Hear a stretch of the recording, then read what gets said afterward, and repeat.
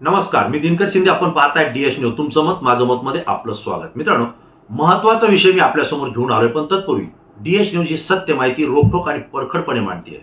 समाज प्रबोधनाचं काम करण्यासाठी आम्ही अनेक व्हिडिओ आणि माहिती तुमच्यापर्यंत पोहोचवतोय. ही माहिती जर आपल्याला आवडत असेल तर हे व्हिडिओ जास्तीत जास्त मित्रांना शेअर करा आणि डीएस न्यूजला सबस्क्राईब करून आम्हाला सहकार्य करा. मित्रांनो, विषय असा आहे की जरांगे पाटलांच्या म्हणण्यानुसार राज्य सरकारनं कायद्यानं जीआर काढलेला आहे आणि या जीआरच्या विरोधात लक्ष्मण हाके आणि नवनाथ वाघमारे या दोघांनी रान पेटवायला सुरुवात केली आहे. विशेष म्हणजे जरांगे पाटलांची मागणी ही राज्य सरकारकडे होती की आमचा मराठी समाज, मराठा बांधव हा कुणबी आहे आणि त्यामुळे कुणबीचं आम्हाला ओबीसीचं आरक्षण मिळायला पाहिजे, जे गेल्या अनेक वर्षापासून मिळत नाहीये. राज्य सरकारमध्ये हैदराबाद गॅजेट असेल, बॉम्बे गॅजेट असेल, सातारा गॅजेट असेल किंवा कोल्हापूर गॅजेट असेल, या गॅजेटनुसार मराठा हा कुणबी आहे आणि याचा पश्चिम महाराष्ट्र, विदर्भ आणि खानदेश मधल्या आणि विशेषतः कोकण मधल्या मराठा बांधवांना लाभ मिळालाय. त्यांचे कुणबीचे प्रमाणपत्र मिळाले, ते ओबीसीचं आरक्षण घेत आहेत. परंतु मराठवाड्यामधला बहुतांश भाग हा याच्यामध्ये कुणबीच्या नोंदी शोधण्याचा राहिलेला आहे आणि त्यासोबत महाराष्ट्रातल्या काही भागात सुद्धा मराठ्यांना कुणबीच्या नोंदी शोधून प्रमाणपत्र देणं शिल्लक राहिलेले. या संदर्भात निर्णय घेऊन आम्हाला आरक्षण द्या आणि ही मागणी ते राज्य सरकारकडे करत होते. आवर्जून हा मुद्दा लक्षात घ्या. राज्य सरकारकडे करत होते. राज्य सरकारच्या विरोधात ते आंदोलन करत होते. राज्य सरकारचं लक्ष खेचून घेण्यासाठी त्यांनी रस्ता रोकोही केलेला आहे, अनेक वेळा आमरण उपोषण केलेले आहेत आणि मुंबई या ठिकाणी येऊन सुद्धा त्यांनी आंदोलन करत आमरण उपोषण सरकारच्याच विरोधात केलेले आहेत. हे समजून घ्या. राज्य सरकारला त्यांच्या या आंदोलनाची दखल घ्यावी लागली आणि जे कायद्याने नियमानं असेल त्याप्रमाणे जीआर काढावा लागला आणि त्यानुसार मराठा समाजाला कुणबीच्या नोंदी सापडत या तिन्ही चारी गॅजेटनुसार ओबीसीच्या प्रवर्गातलं आरक्षण मिळू लागलेले आणि आणखी उर्वरित लोकांच्या ज्या नोंदी सापडल्या नाहीत त्यांना सुद्धा मिळणारे हे ठाम या ठिकाणी सिद्ध झालंय. आता याला विरोध करायचा आहे, तर याला विरोध करण्यासाठी छगनराव भुजबळ हे न्यायालयात चाललेत. ठीक आहे, हे योग्य आहे. न्यायालयात जाणं, आपली भूमिका मांडणं हे मान्य आहे.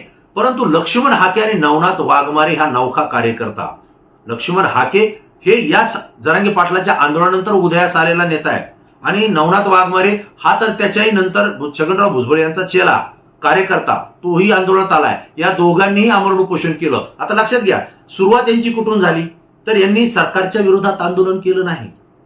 यांनी जरांगे पाटील ज्या ठिकाणी आमरण उपोषण करतायत त्याच आंतरवाली सराटीच्या बाजूला असलेल्या वडीगोद्री फाट्यावरती या दोघांनी आमरण उपोषण केलं आणि त्या ठिकाणी जरांगे पाटलाला विरोधात ते आंदोलन आहे, त्यांच्या विरोधात आक्रमक भाषा वापरली. गरज होती का? अजिबात नाही.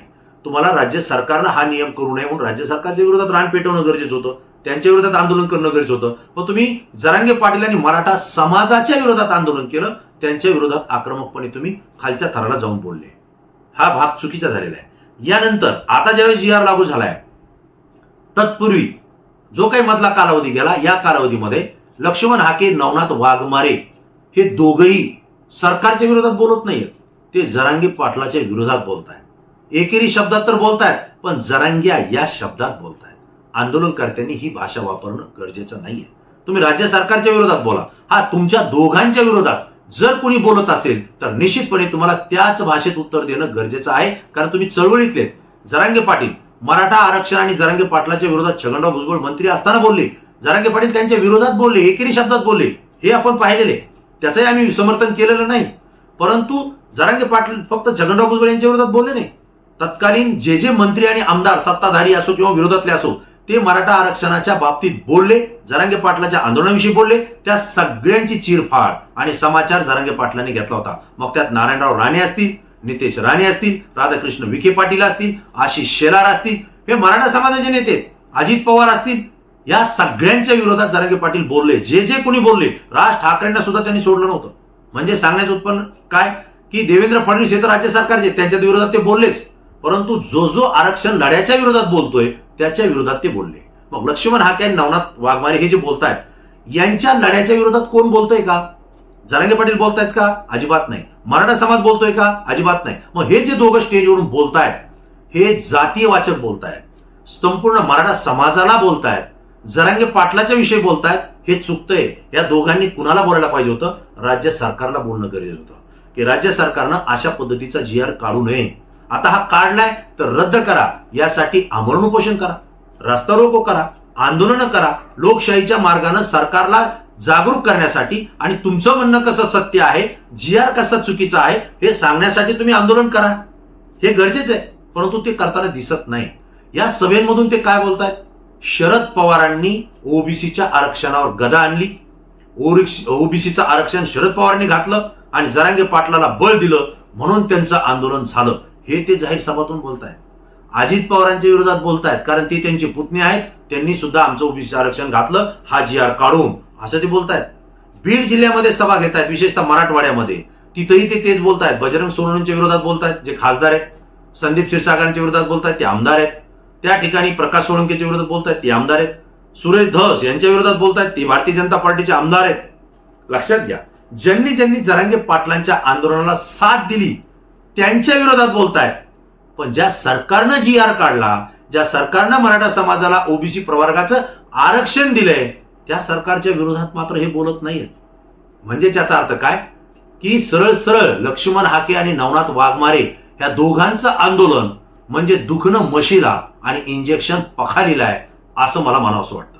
आता नवीन पिढीला पखाल काय माहीत नसेल, कारण जुन्या काळी पाण्याची वाहतूक करण्यासाठी किंवा शेतातून घरी पाणी आणण्यासाठी म्हशीहून आणल्या जायचं किंवा रेड्याहून आणल्या जायचं आणि त्याच्या पाठीवर पखाल बांधल्या जायची. ही पखाल सुद्धा चामड्याची असायची, म्हणजे म्हशीच्या कातड्याची असायची किंवा इतर प्राण्याच्या कातड्याची असायची, जी पिशवी केलेली असायची.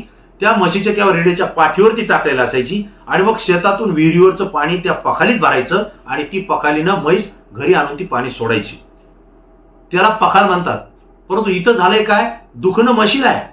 पण नवनाथ हाके आणि लक्ष्मण हाके आणि नवनाथ वाघमारे हे जे आंदोलन करतायत ते इंजेक्शन म्हशीला नाही देत, त्या पखालीला देत आहेत, असा यातला प्रकार दिसतोय.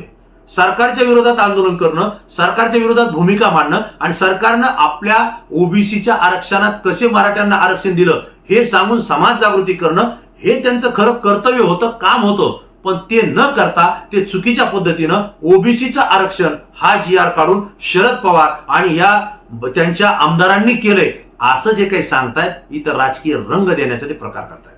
प्रश्न असा आहे, लक्ष्मण हाके हे धनगर समाजाचे आहे. धनगर समाज गेल्या कित्येक वर्षापासून एसटीचं आरक्षण मागतोय. एसटी प्रवर्गात आम्हाला घ्या, कारण आम्ही अत्यंत मागास आहोत आणि आम्हाला त्या प्रवर्गातलं आरक्षण मिळायला पाहिजे, ही भूमिका धनगर समाजाची आहे. आणि हीच भूमिका घेऊन अनेक धनगर समाजाच्या नेत्यांनी आंदोलन केलेले आहेत. महादेव जानकर यांचा उदय राजकारणात याच मागणीनं, याच आंदोलन झालेलं आहे. गोपीचंद पडळकर यांनी तर भारतीय जनता पार्टीच्या विरोधात रान पेटवलं होतं. मी आणि माझे आई वडील जरी भाजपकडून उभा राहिले तरी मतदान देऊ नका असं म्हणून देवाची शपथ घातली होती. आज ते भारतीय जनता पार्टीचे विधान परिषदेचे आमदार आहेत. ते आता या धनगर समाजाच्या एसटी प्रवर्गातल्या आरक्षणावर बोलत नाहीयेत. लक्ष्मण हाके हे धनगर समाजाचे आहेत. धनगर समाजाला एसटीतून आरक्षण द्या ही मागणी त्यांनी लावून धरायला पाहिजे, त्यासाठी आंदोलन करायला पाहिजे. समाज त्यांना डोक्यावर घेईल, परंतु ते करत नाहीयेत.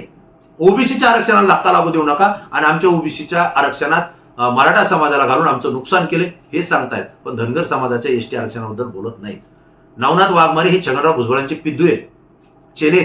छगन भुजबळ जी भूमिका मांडतात तीच भूमिका नवनाथ वाघमारे मांडतील. नवनाथ वाघमारे यांचं काही शिक्षण जास्त झालं असेल मला असं वाटत नाही, किंवा त्यांच्यावर काही संस्कार आहेत असंही वाटत नाही, कारण मी त्याच्यावरती एक व्हिडिओ बनवणार आहे. ते ज्या पद्धतीची भाषा वापरतायत, ज्या पद्धतीचे भाषण करतायत, याच्या विरोधात अनेक गंभीर स्वरूपाचे गुन्हे त्यांच्यावर दाखल होऊ शकतात. त्यांना जेलवारी सुद्धा करावी लागू शकते, हे मी आवर्जून सांगतो. कारण त्यांची भाषा, त्यांची बोलण्याची पद्धत ही अतिशय रॉंग आहे. तुम्ही माळी समाजातून येत आहे, ओबीसी प्रवर्गात येत आहे, ओबीसीचं आरक्षण वाचवण्याच्या संदर्भात तुम्ही आंदोलन करा. भूमिका राज्य सरकारच्या बाबतीत मांडा. राज्य सरकारकडून तुमचं आरक्षण सुरक्षित करण्याच्या संदर्भात तुम्ही निर्णय घ्यायला राज्य सरकारला भाग पाडा. परंतु तुम्ही यांना आमच्या प्रवर्गात घेऊ नका असं तुम्हाला म्हणता येत नाही, कारण कायद्यानं ते गेलेले. आणि जर असं म्हणायचंच असतं तर नुकतंच सरकारनं या 2-3 महिन्यामध्ये जवळपास 10 ते 15 जाती या पोट जाती म्हणून ओबीसी प्रवर्गात घातल्या. त्यावेळेस नवनाथ वाघमारे तुम्ही कुठं होते? लक्ष्मण हाके तुम्ही कुठं होते? म्हणजे तुम्ही या पोट जाती म्हणून घातल्या तर तुम्हाला चालतंय, पण मराठा समाजाचा GR असताना किंवा त्यांचं हैदराबाद गॅजेट असताना किंवा कुणबीला ओबीसी प्रवर्गात घ्यायचं हा शासनाचा नियम असताना त्याला मात्र तुम्ही दोघं विरोध करतायत. इथं तुमचा राजकीय विरोध दिसतो. आणि दोघंही बोलताना सांगतायत की शैक्षणिक आणि नोकरीचं आरक्षण यांनी मागितलं असतं आम्हाला काही वाटलं नसतं, पण आता आमच्या ओबीसी प्रवर्गातला कोणी सरपंच झाला असता, जिल्हा परिषद पंचायत समिती झाला सदस्य झाला असता, अध्यक्ष झाला असता, नगराध्यक्ष झाला असता, पण आता मराठा हा ओबीसी प्रवर्गात आल्यामुळं आता आमच्या या 12 बलुतेदारांपैकी आणि ओबीसी प्रवर्गातला या पदावर राजकीय दृष्ट्या जाणार नाही, इथं आमचं सगळ्यात मोठं नुकसान झालंय असंही ते स्पष्ट बोलले. आणि इथंच खरी पोटातली जी काही उन्मळ आहे ती बाहेर पडलेली आहे, जी मळमळ आहे तीही बाहेर पडलेली आहे. का? कारण मुख्य उद्देश काय, तर ओबीसी प्रवर्गातलं शिक्षण आणि नोकऱ्याला काही धक्का पोहोचत नाही. धक्का पोहोचतोय तो निवडणुकीच्या राजकीय आरक्षणाला. आणि इथंच खरी राजकीय नेत्यांची पोटदुखी होते, हे मी आवर्जून आपल्याला सांगतोय. कारण आता काय होणार आहे की हे जे ओबीसी नेते म्हणून फिरत होते, छगनराव भुजबळच होते, दुसरे तर काय, प्रत्येक नेता ओबीसी समाजातला आहे, पण तो सगळ्या समाजाला घेऊन चालत होता. त्यामुळे त्यांनी ओबीसी नेता आहे असं कधी म्हटलं नाही. काही लोक ओबीसी नेता मानतात, हरकत नाही, परंतु छगन भुजबळ हे बी ओबीसी नेता हे पहिल्यापासून सांगतायत. आणि याच ओबीसीच्या जीवावर छगन भुजबळ यांनी राजकारण केलेले. प्रत्येक सत्ताधाऱ्यांमध्ये ते मंत्री होऊन बसलेले, उपमुख्यमंत्र्यांपासून ते सगळे मंत्रिपद त्यांनी भोगलेत, महत्वाचे भोगलेत. ते केवळ ओबीसीचा नेता आहे म्हणून. आता काय होतंय की आता ओबीसीचे ग्रामपंचायतचे सदस्य असतील, सरपंच असतील, जिल्हा परिषद पंचायत असतील, हे करत असताना छगन भुजबळ यांची महत्वाची भूमिका असायची. आणि ते ज्यावेळेस सांगायचे त्याचाच निर्णय सरकारमधल्या नेत्यांना घ्यावा लागत होता. पण आता मोठ्या संख्येनं मराठा समाज हा ओबीसी म्हणून ओबीसी प्रवर्गात आलेला आहे, तो मोठ्या संख्येनं झालाय. आता या ज्या निवडणुका आहेत यामध्ये ओबीसीच्या आरक्षित जागेवरती मराठा कुणबी जो झालेला आहे तो त्या ठिकाणी निवडणुका लढणार आहे. आणि इथं छगन भुजबळ यांच्या विचाराचे जे कोणी राज्यकर्ते पदावर येणार होते ते कमी प्रमाणात येतील, किंबहुना काही ठिकाणी येणार सुद्धा नाही. आणि हीच भीती छगनराव भुजबळ यांना आहे. आणि लक्ष्मण हाके हे याच नेत्यांचं, याच कार्यकर्त्यांचं नेतृत्व करण्यासाठी, राजकीय दृष्ट्या स्वतःची उंची वाढवण्यासाठी हे आंदोलन करतायत, हे आता या ठिकाणी स्पष्ट होत आहे. पण याच्यामध्ये दोन समाजाला भिडवायचं ते काम करतायत, दोन समाजामध्ये उभी भिंत उभा करायचं काम करतायत. जर तुम्हाला जरांगे पाटील आणि मराठा समाजाच्या आरक्षणाला चॅलेंज करायचं असेल तर तुम्ही आंदोलन करा, न्यायालयीन लढाई लढा, पण अशा पद्धतीची अर्वाच्य भाषा करून दोन समाजामध्ये तेढ निर्माण करून दंगल घडवण्याचा प्रकार जो काही तुम्हाला करायचा आहे हे तुमच्या बोलण्यातून दिसतंय. कृपया हे करू नका. कारण महाराष्ट्र हा संस्कृत महाराष्ट्र आहे, 18 पगड जातींना सोबत घेऊन चालणारा महाराष्ट्र आहे, सगळे धर्म एकत्रित येऊन सण उत्सव साजरा करणारा हा महाराष्ट्र आहे. आणि अशा वेळेला जर तुम्ही दोन समाजामध्ये भिंत उभा करण्याचं स्वतःच्या बोलण्यातून जर प्रयत्न करत असाल तर हा दोन्ही समाज भविष्यात तुम्हाला माफ करणार नाही, हे मात्र तितकंच नक्की. आज जो काही मुद्दा महत्वाचा आहे की लक्ष्मण हाके आणि नवनाथ वाघमारे या दोघांचं जे आंदोलन होतंय ते म्हणजे दुखणं म्हशीला आणि इंजेक्शन पखालीला याप्रमाणे होतंय. इतर नेत्यांना दोष देण्याऐवजी राज्य सरकारनं निर्णय घेतलाय त्याच्या विरोधात आपली भूमिका मांडा आणि समाज जागृती करा, तरच समाज तुम्हाला डोक्यावर घेईल आणि तुमच्या बोलण्यातली सत्यता आहे हे लक्षात घेईल. जे जरांगे पाटील मराठा समाजाच्या बाबतीत करतायत ते स्वतःच्याही जातीच्या नेत्यांना बोलायला सोडत नाहीत आणि सरकारच्याच विरोधात बोलतायत.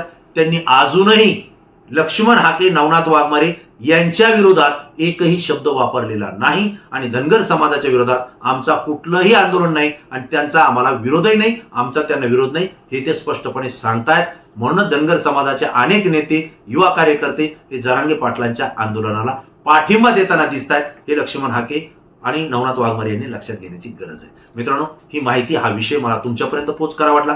तुम्हाला काय वाटतंय, जी माहिती दिली ती सत्य आहे का? जर असेल तर तुमच्या प्रतिक्रिया तात्काळ द्या. जर तुम्हाला मुद्दा खटकत असेल तर त्याविषयी सुद्धा प्रतिक्रिया द्या. कारण तुमच्या प्रतिक्रिया संपूर्ण महाराष्ट्रातून असतात, त्या अत्यंत अभ्यासू असतात, म्हणून आमच्यासाठी महत्वाच्या असतात. डीएस न्यूजला सबस्क्राईब केलं असेल तर सबस्क्राईब करा.